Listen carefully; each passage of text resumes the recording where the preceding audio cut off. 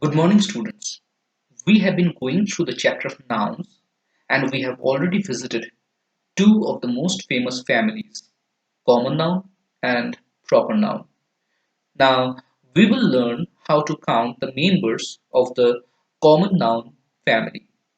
But before all that, let's just revise our basic idea about noun community. So you remember that nouns are divided into two categories, concrete nouns and abstract nouns. The things which we can see around us, which we can feel with our sense organs, they become concrete nouns. And the things which we don't see but we can perceive, we can feel, like anger, hatred, emotions, they become abstract nouns. Concrete nouns can further be divided into proper and common nouns.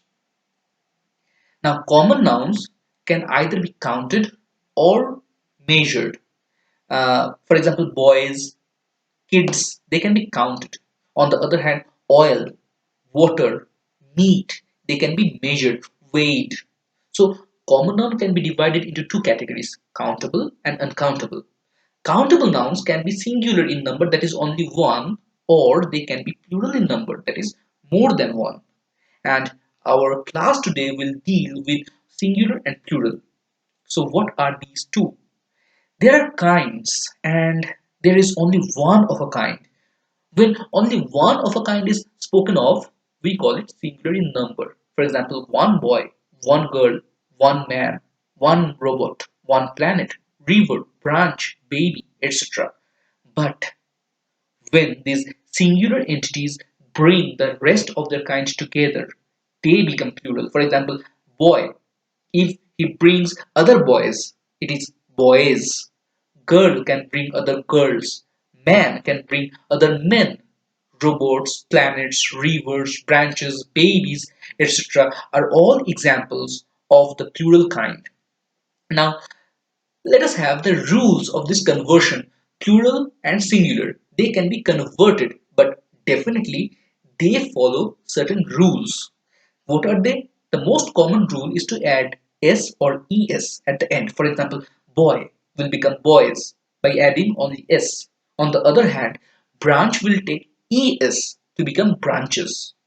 We can also change the vowels in between. For example, man will become men, louse will become lice, mouse can become mice. For example, we can also add en at the end. For example, children. For example, oxen. But just remember, vixen.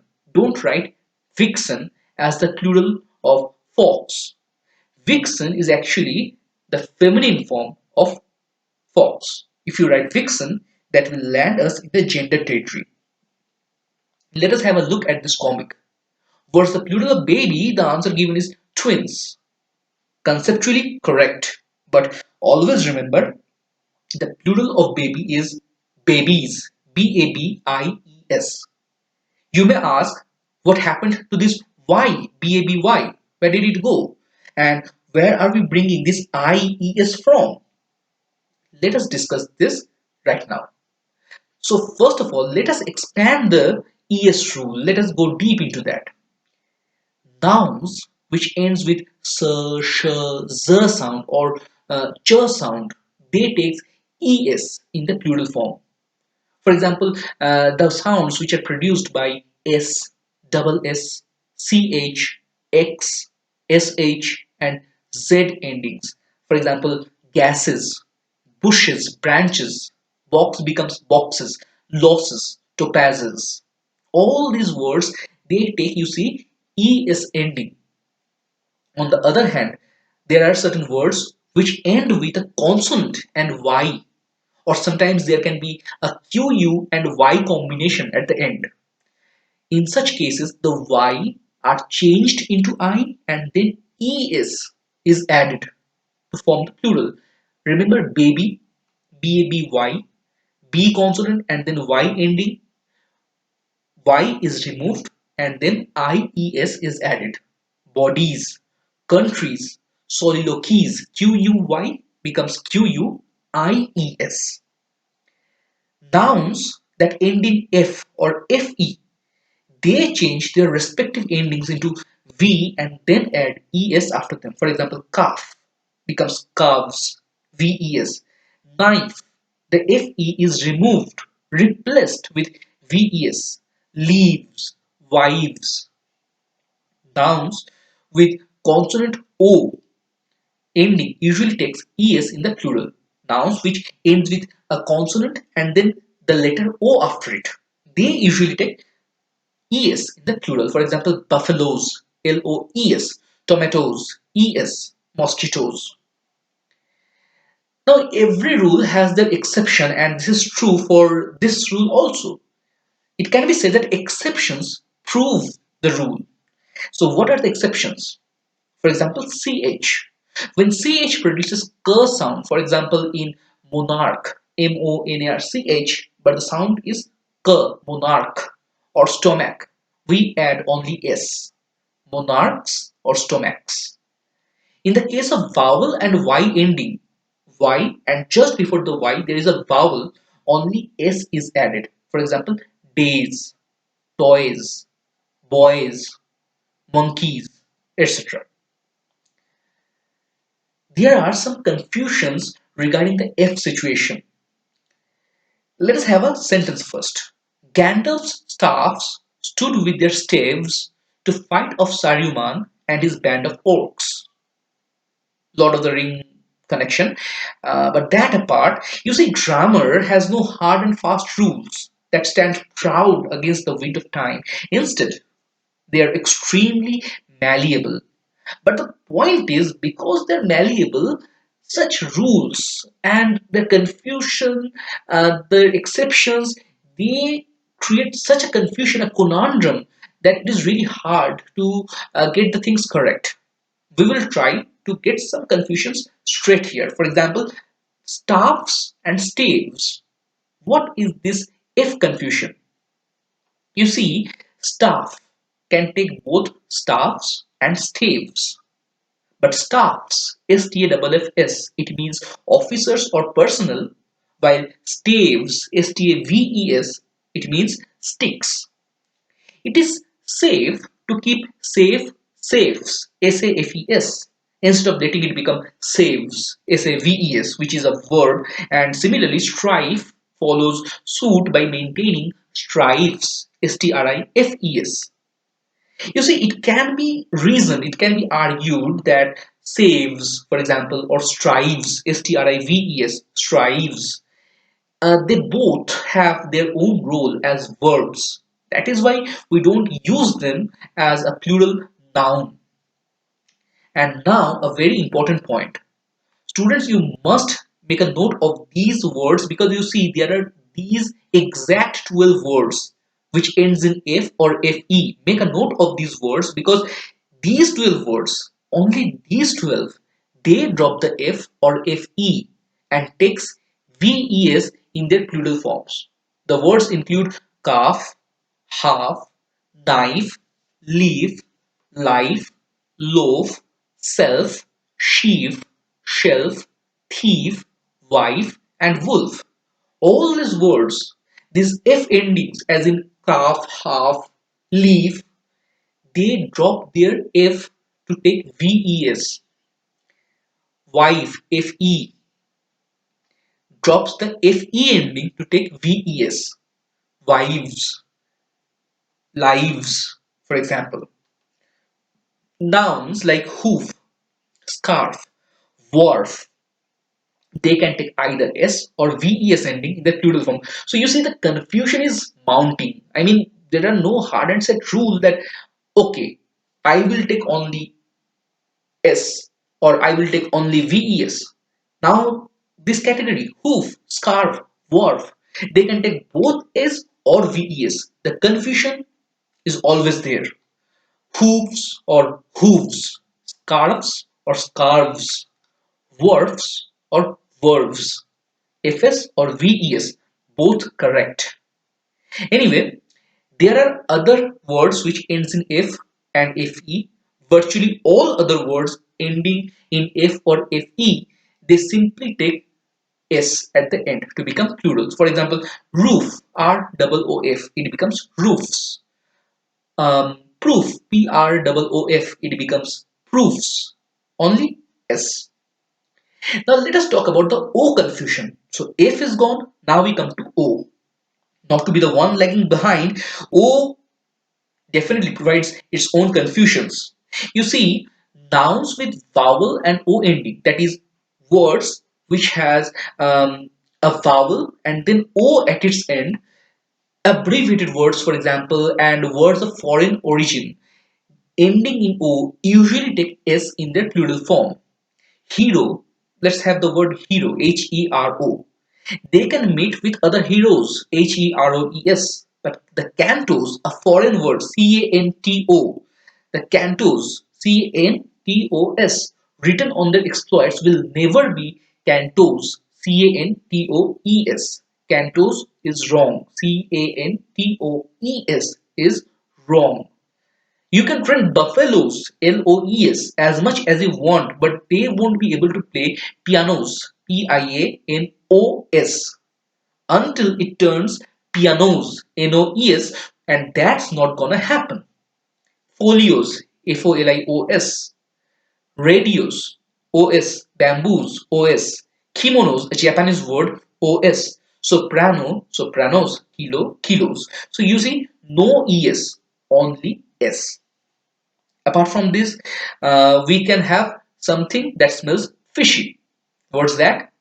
Certain creatures, animals, they don't change their form. Sheep or deer right now is coming to my mind, but let's have a look. Fish. Fish can be both fish or fishes in plural. Now, this is really interesting because you see, they denote two totally different things.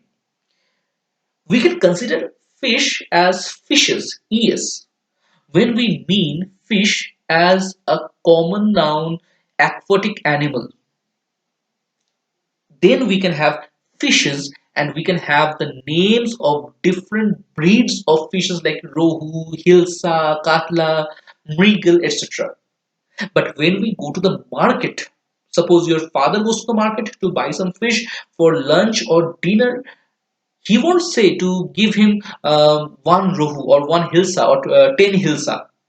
He will always get the fish by the weight. He will ask the seller to measure 500 gram or 1 kg or 2 kg fish.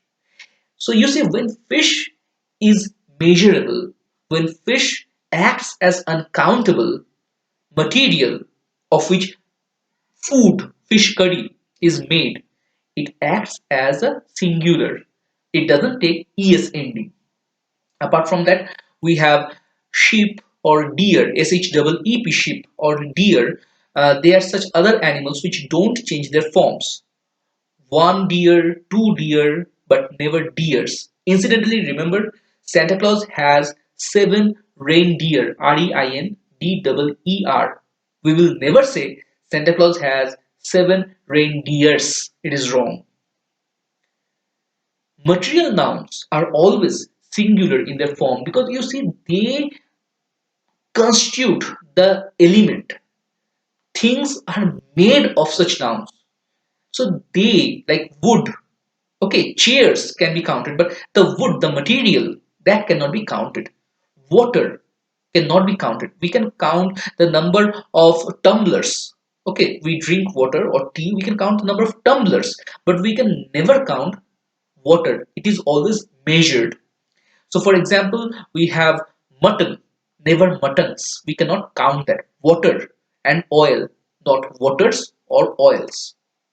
Apart from these, aircraft, craft, they also retain their singular form, though boat can be boats, plane can be planes, rocket can be rockets.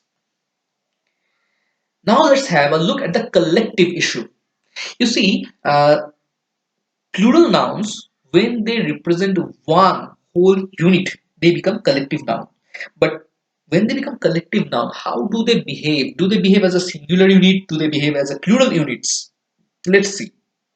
Collective nouns, when they refer to a single set, they take singular forms, irrespective of the number of members in that set. For example, two players can make one team. 10 players too will make one team only. Indian cricket team is warming up before the match, but both the Indian cricket team and the Australian cricket team are on the ground. When one collective noun refers to different sets, then it becomes a plural concept. How? One medical team is fighting against COVID 19. Medical teams all over the world are fighting against COVID 19. In the second sentence, you see there are a number of medical teams all working separately against the threat. One singular group can be of different opinions, but in that case, always remember the singular group is divided into two and hence considered plural. The jury is considering its verdict. The jury are divided in their verdict. See, when they're considering their whole one unit, they are all considering it together. So the jury is singular. But when they're divided, some are saying yes, some are saying no. So what is happening? The whole group is split in two units. The jury, they become plural and they are divided in their verdict. So in that case, we will consider it as plural. Now let's have a lifetime of plurality. There are two kinds of plural. Uncountable nouns which act as plural, and there are things and instruments which we can count, but we count them in two parts. For example, clothes, arms, pains, particulars, stairs, riches, damages, earnings, greens, spirits, savings, valuables, goods, wares, premises, grounds, surroundings, all these words, they are always plural. We cannot count them. Okay. And the word police is always considered plural. Always remember this. Police is always plural. There are things and instruments which can be counted. They form one unit, but they can be counted in two. And they are always plural in their form. For example, pants. We wear one pants, but you see, there are two places we can put our legs into. Similar thing happens with pajamas and trousers. Breeches, binoculars. You see, there are two scopes in a binocular. Scissors, spectacles, glasses, scales, shears, pliers, they all come in two parts. Let's have a look at this particular comic. You see, things can be counted in two parts. A trouser, bottom two parts and top one. What is this boy saying? Please, miss, surely trousers can be singular at the top and plural at the bottom. Obviously, such confusions are indeed there. Now, there are also certain words which are actually singular, but they appear as plural. They camouflage themselves as plural. For example, several S ending words, though they appear plural, are actually singular as they mean a single item. For example, news, a piece of news. Diseases like mumps, rickets, games like billiards, darts, dominoes, etc. They all, though they appear plural, are actually singular. One game of billiards, one game of darts, example. Words with ICS, ending like athletics, ethics, politics, hysterics, physics, etc., which are plural in form, they take a plural verb. For example, his ethics are questionable, his mathematics are weak. However, if such words are used as sciences, they are considered singular. For example, mathematics is pure science. Mathematics here is considered as a subject. Okay, science subject and is considered as singular, one subject.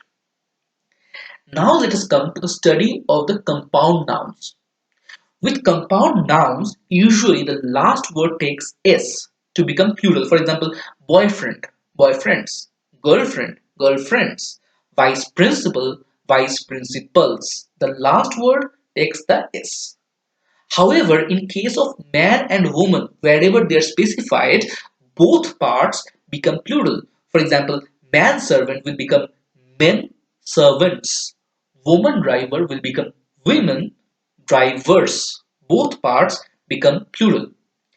Compound nouns with this particular structure where noun is followed by a preposition and then another noun is there, they take the plural form of only the first noun. For example, brother-in-law, it becomes brothers-in-law.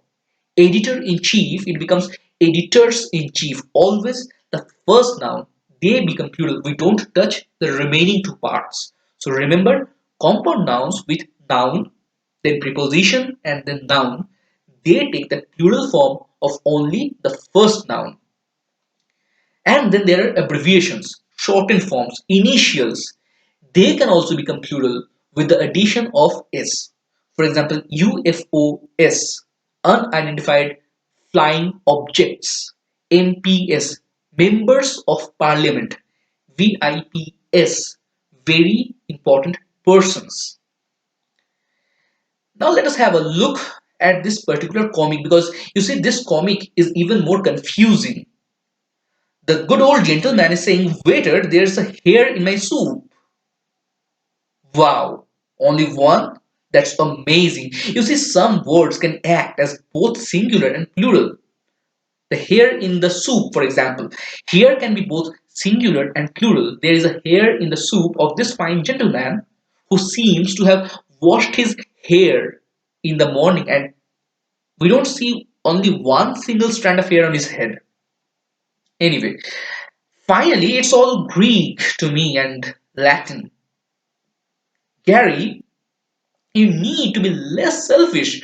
Remember, it's cactus actually. But what is Gary saying? Actually, sweetie, the plural is cacti. Gary, the grammar cactus, will never find love, but he will always be correct. You see, words that keep their original Greek or Latin forms, they follow the Greek and Latin rules for their plural. Greek and Latin origin. You know that there are several words in English which come from Greek, Latin, even Italian, and any other languages. The words which come from Greek or Latin, they follow their rule structure. For example, words with US ending, they generally remove the US and take I to become plural. For example, Gary the cactus says cacti. Radius, RADIUS, it becomes radii. Terminus, US ending, terminus, it becomes termini. Termini. So TERMINI. Before we part, because this is where we end today's session, before we part, let's have a look at this final comic, a prisoner visitation center. There is this fine gentleman sitting on this chair who says, "Hi, I am from your alumni association and I am wondering if you would care to share your loot." Great, this man has come to get some money or riches or something. But anyway, the question is, if this gentleman is really who he says he is, that is, a member of the alumni association, what will that make him? Who is he? Hint, you need to give me a singular word, right? And if you are thinking, what does this alumni means? Remember, the ex-members of any particular school, college, or university, they are called alumni. So this one man sitting over here, one person, what will he be? If you know the answer, please write it down in the comments section. Thank you, and that's all for today.